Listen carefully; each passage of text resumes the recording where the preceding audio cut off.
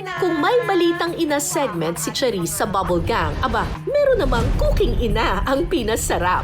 Pagkatapos ng Pasko o Bagong Taon, matik, lechon paksiw ang ulam the next day. Oo. Tapos mga ano yan, 1.5 weeks. Correct! 1.5 weeks. Diba? Mga 2 weeks ganyan. Yes. Lechon paksiw. Magsasawa po kayo sa lechon paksiw. Kaya sabi ko sa inyo, yung mas maliit, okay na yan. Magluluto kami ngayon ni Charisse ng lechon paksiw. Aha. Let's do it! Sino ang mas masarap magluto ng lechon paksiw?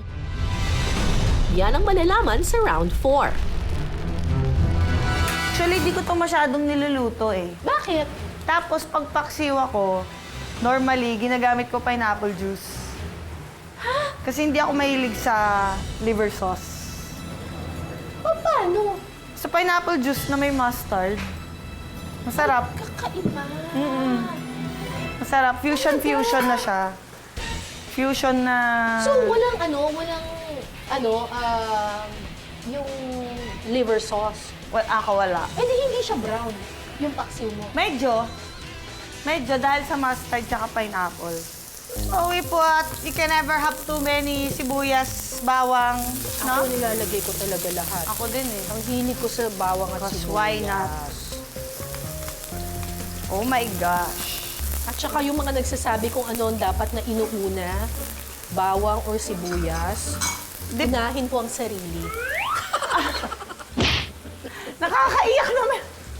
Hindi naman ako naghiwa ng sibuyas, pero naiiyak ako. Unahin niyo po ang inyong sarili. Bakit? Yung sarili.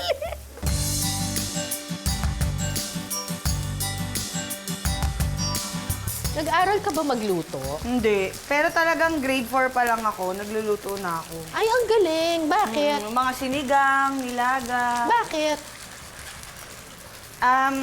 Lumaki kasi kami talaga walang parents. So talagang sa bahay namin, ako yung tagalaba, ako yung tagaluto, Oh my gosh. ako. Ako lahat. Ikaw ba- Lampaso, wala. Ikaw ba ang eldest daughter? Yes. Batak pala sa pagluluto itong si Charisse. Mukhang mapapalaban ang cooking ina ninyo. Grabe ang tapang nung ano. Masarap na mismo ang lechon, kaya sa lasa ng sauce na lang magkakatalo. Okay, I think this is perfect na. Nag-reduce na siya. Pareho lang naman yung ano na. Hindi. Yung sa akin parang Okay na yan. mas sauce. Yan, maganda siya. Ayan oh. Silky, yung makintab. Ganun yun, tandaan nyo, pag sarasa kayo, dapat may kintab. Konting pakulo na lang at ready na ang mga version namin ng lechon paksiw. Ayan, plating. Nilagyan ng sili sa taas for plating ko niya. Plating, carrot. Lechon paksiw! Yes! Cheers! O, yan dahil na yung mga kanin nyo.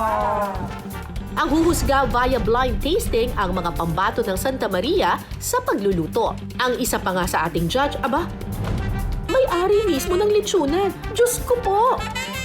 Eto na, the moment of truth. Titikman na po ang aming mga ginawang paksiw. Hindi po nila alam kung kanino ang kanino. Sino ba ang mga judge natin?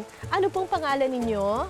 Ako po si Tom Corred Francisco. 15 years po sa lechonan at natikman na ang lahat ng lechon. Wow!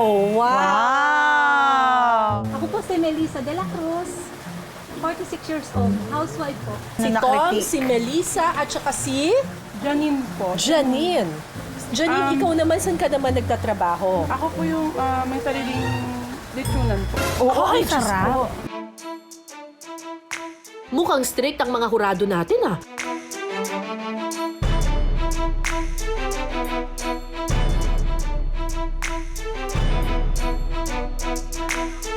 Kaninong version kaya ang papasa sa kanilang panlasa?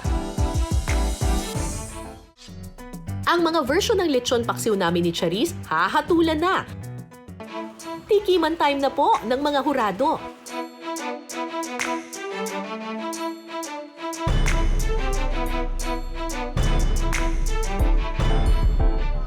Sa paksiw A. A ba siya? A. Or D. Wale.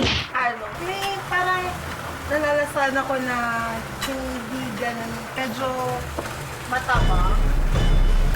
I think. Okay. Para po sa akin, medyo na asiman ako masyado. Ang asiman. Kayo naman po. Okay naman po yung lasa niya, medyo matabang lang po siya. Matabang. Pero masarap naman po. Ano naman kaya ang lasa ng isa?